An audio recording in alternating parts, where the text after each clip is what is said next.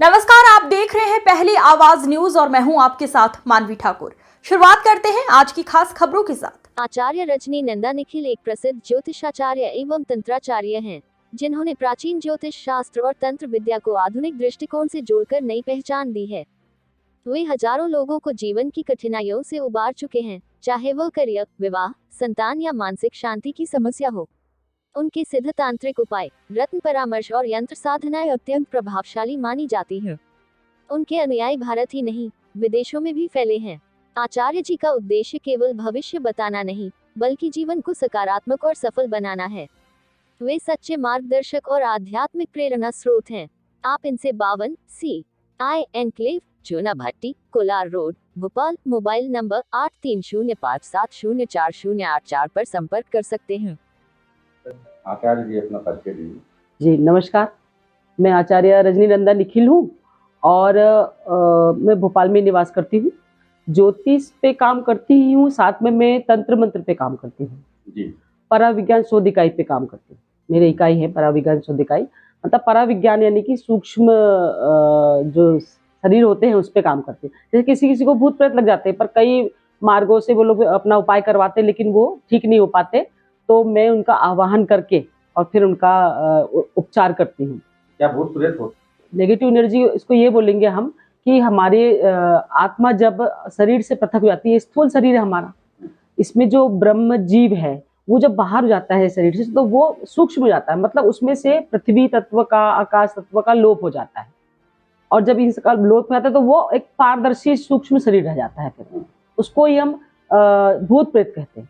तो वो जनरली आकाश में विचरण करते रहता है। वैसे तो वो परागमन, मतलब ऊपर के जो सातवां आसमान होता है उस पर चले जाते हैं वो, लेकिन जनरली जिसकी डेथ अचानक होती है सडनली, जैसे एक्सीडेंट में हो गया, उनकी उम्र पूरी नहीं हुई है, तो वो अपनी वासना की तृप्ति के लिए, मतलब अपनी जो कामनाएं रह गई है उनकी, उस कामना की पूर्ति के लिए वो लोग यहाँ पे भटकते रहते हैं। आत्माएं भटकते रहती हैं। बिल्कुल भटकती हैं। और फिर ऐसे जिसके शरीर में उसके जैसी खुद की जो इच्छा है उसकी है, मान लो आपकी इच्छा वैसी ही है, तो वो आपके शरीर में प्रवेश कर जाएंगे और फिर आपके माध्यम से वो अपनी इच्छाओं की पूर्ति करते हैं। उसका उपाय क्या रहता है? उसका उपाय ये रहता है कि हम उनका आह्वान करते हैं जनरली किसी के शरीर में, जब वो आते तो उनसे पूछते हैं कि आप बताइए क्या है, फिर यदि हमसे बनता है तो उनको हम उनकी इच्छाओं की पूर्ति के लिए जो भी भोग मोक्ष जो भी मांगती है वो देते हैं, और नहीं तो फिर उनको कीलित करके शमशान में गाड़ देते हैं।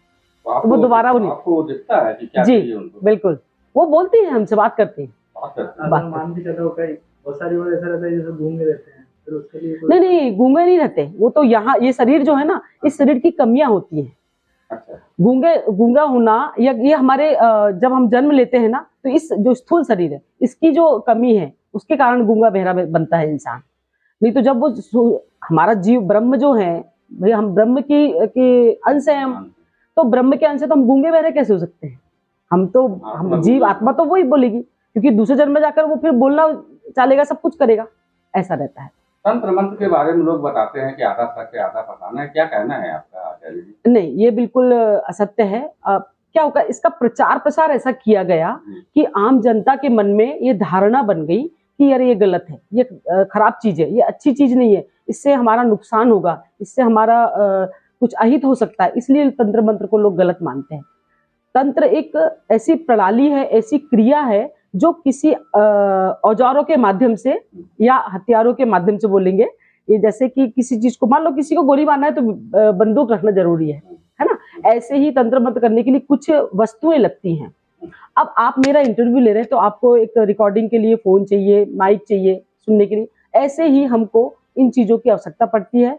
कुछ मालाएं होती है, कुछ अलग अलग चीजें होती हैं जिनका वर्णन नहीं कर सकती हूँ। जैसे अब शमशानिक जब क्रिया होती है तो उसमें खोपड़ी भी लगती है, भस्म लगती है शमशान की, या मालाएं लगती है, मुंड माला आती है, वो लगती है, इस टाइप की चीजें लगती हैं जिसको तांत्रिक क्रियाओं के बाद, तांत्रिक क्रिया कुछ ऐसे अलग है नहीं। इसके मंत्र जो है वो 10 महाविद्याओं पे है। काली माँ हो गई, तारा माँ हो गई, छिन्न मस्तिका हो गई, ये जो है उग्र देवियां हैं, तो इनके माध्यम से इन्हीं के मंत्रों को, तीक्ष्ण मंत्रों को इनके सिद्ध किया जाता है। और उसके जब वो वाली क्रिया करते हैं, यदि कि आप नॉर्मल वैदिक क्रिया करेंगे तो आपको शुद्ध होना पड़ेगा, साफ होना पड़ेगा, वैदिक मंत्रों का उच्चारण करना पड़ेगा, आचमन करना पड़ेगा, ये करते हैं। लेकिन इसमें ऐसा कोई भाव नहीं होता। आपके पास आसन है तो भी ठीक है, नहीं है तो भी ठीक है, वस्त्रों का भी कोई चयन नहीं करना पड़ता। है ना। अब जैसे मैं वस्त्र अभी पहनी हूँ, मुझे बगलामुखी का भी एक अनुष्ठान करने जाना है तो मैंने ये वस्त्र धारण कर रखे। आप साधक भी हैं। साधक है मैं बगलामुखी की, है ना। क्योंकि मैं बगलामुखी की साधना से ही कई लोगों के अनेक कार्य करती हूँ, जैसे कि कोर्ट कचहरी के मामले, या हमारे पास में कुछ राजनीतिक लोग भी आते हैं, क्योंकि ये एक ऐसी देवी है बगलामुखी जो हर चीज में विजय दिलाने वाली है।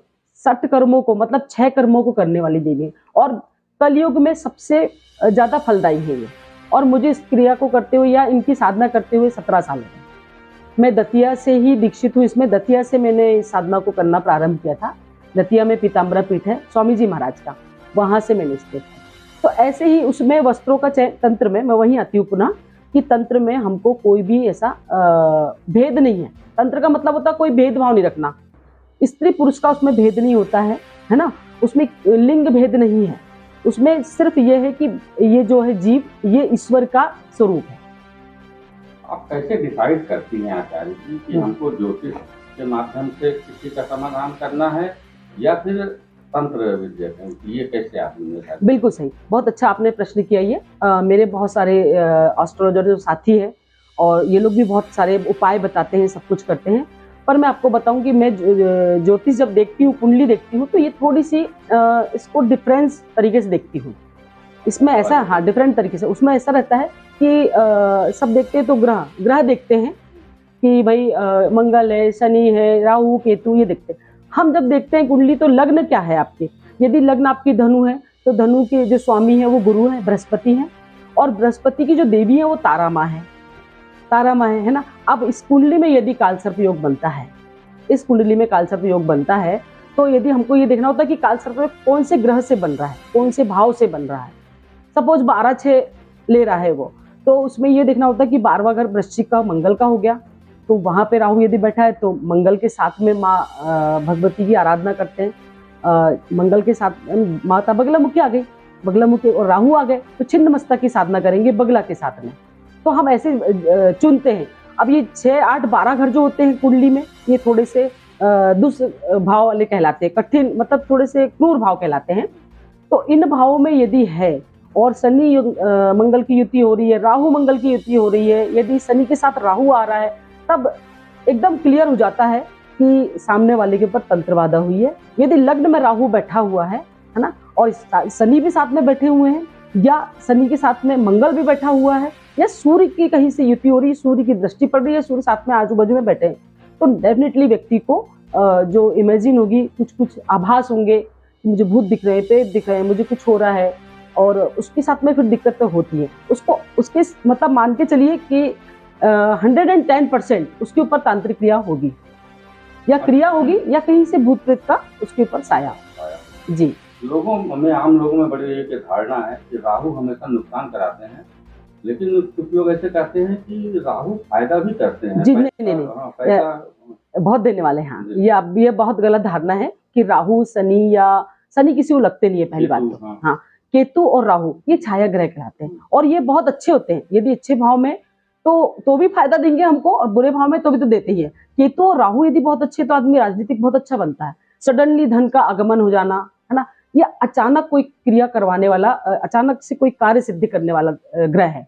यदि इसको बहुत अच्छे से साध लिया जाए ना राहु को, तो राहु बहुत अच्छे फल देता है, धनाढ्य बना देता है किसी को भी। जैसे शनि के बारे में है कि शनि किसी को भी रंक से राजा बना देते हैं, राजा से रंक बना देते हैं, वक्र। हाँ, तो ऐसा ही राहु का भी है। राहु भी बहुत अच्छे फल देता है। राहु के जब प्रारंभ होता है तो थोड़े से नुकसान देगा, लेकिन बीच बीच में वो बहुत अच्छे सडनली आपको धन कर दे देगा, सम्मान दिला देगा। जैसे मेरी खुद की स्वयं की कुंडली राहु जनित कुंडली है ना, लेकिन उसके बाद भी आप देख रहे हैं मैं आपके सामने बैठी हूँ अभी, और बस मुझे ये होता है कि दिक्कतें आती है, कभी कभी स्वास्थ्य में प्रॉब्लम हो जाएगी, कभी कहीं और हो जाएगी, लेकिन मुझे नुकसान नहीं देता, वो मुझे अच्छे फल देते चला आ रहा है।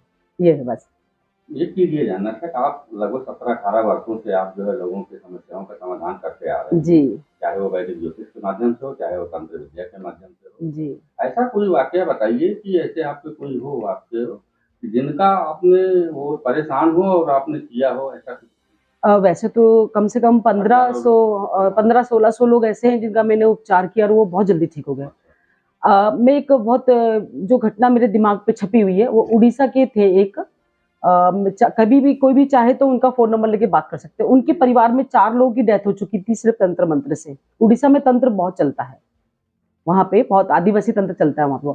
तो 4 लोग की डेथ, उनने अपने हॉस्पिटल से छुट्टी करा के लास्ट जो बचा था बच्चा उसको, और उसकी उम्र रही होगी 26-27 साल की, उसको उन्होंने उस पे स्ट्रेचर पे डाल के लेकर आए थे, बॉटल लगा करके एम्बुलेंस से। और मैंने उसे 24 घंटे में, मतलब उसको 24 घंटे नहीं 12 घंटे में मैंने खड़ा कर दिया था। सुबह आए थे वो मेरे पास में, और मैंने 12 घंटे में उसको सोफे से उठा के उसको चाय और बिस्किट खिला दी थी। जबकि उसने हाँ नहीं, साया नहीं था उनके ऊपर। ऐसी क्रिया की गई थी, मारण क्रिया एक होती है जिसको तांत्रिक लोग कर देते हैं। जैसे छुटभैया तांत्रिक जो होते हैं, ये इन्हीं के कारण पूरा तंत्र खराब हुआ है।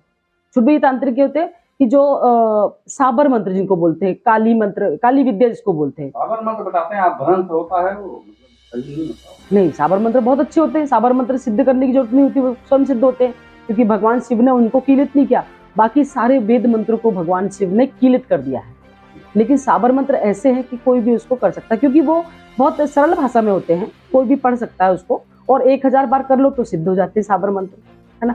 तो वो उस क्रिया से करते हैं लोग, शमशानी मैली क्रिया। उसके घर में शमशान की राख डाल देना, सामने वाले का पुतला बना देना, उसको शमशान में गाड़ देना, उस मंत्र अभिमंत्रित करके शमशान काली के मंत्रों से। उससे क्या होता है, व्यक्ति की तबीयत खराब ऐसी होती कि वो धीरे धीरे बीमार होते थे, कोई भी डायग्नोसिस नहीं होता उसका, कैसे भी मेडिकल में आप जाओ इलाज ही नहीं होता उसका, और वो व्यक्ति को लगता है कि हार्ट में चुभन हो रही है, गले में हो रही है, कान में, यहाँ वहाँ, सारे शरीर में दर्द होता है उसको, लेकिन वो ठीक नहीं हो पाता। तब हम इन क्रियाओं को करते हैं।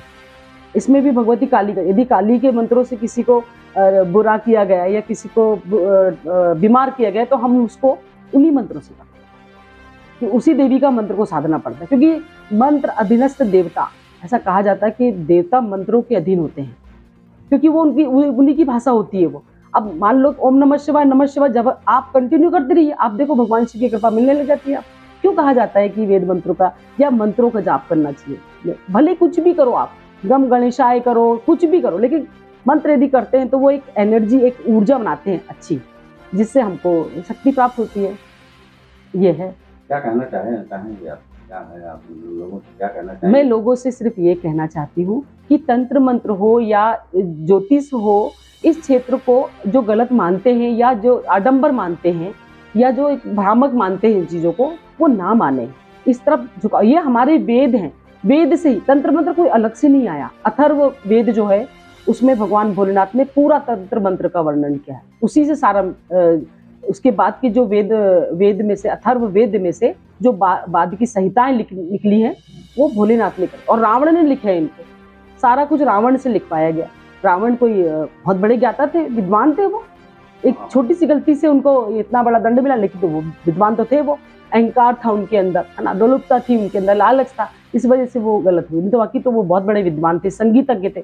सारे वेदों को संगीतमय करने का कार्य जो था वो रावण का था, है ना। आपके पास जैसे कोई जातक आना चाहता तो क्या उसको साथ लाना चाहिए? कुंडली लाना है या और कुछ साथ में लाना है? हाँ, यदि उसको ऐसा लगता है कि वो तंत्र मंत्र से पीड़ित है, उसको कैसे पता चले वो परेशान है, उसको लगता है आना चाह रहा है, तो क्या लेके आ रहा है? हाँ, वो जब आता है मेरे पास में तो उसको नॉर्मली अपने कुंडली लेके आना चाहिए, है ना। बाकी फिर वो यदि मेरे सामने आ गया तो मैं तो पता लगा ही लेती हूँ। इतना ईश्वर ने दे रखा है, ये है। आपसे संपर्क करना चाहे तो आपका क्या नंबर जी है आपका? बिल्कुल, मैं CI एंक्लेव चूना भट्टी में 52 नंबर हाउस में रहती हूँ, और मेरा जो फ़ोन नंबर है वो है 8305704084। एक बार नंबर और रिपीट करें। 8305704084। थैंक यू जी, नमस्कार। खबरों का सिलसिला लगातार जारी है, आप देखते रहिए पहली आवाज न्यूज।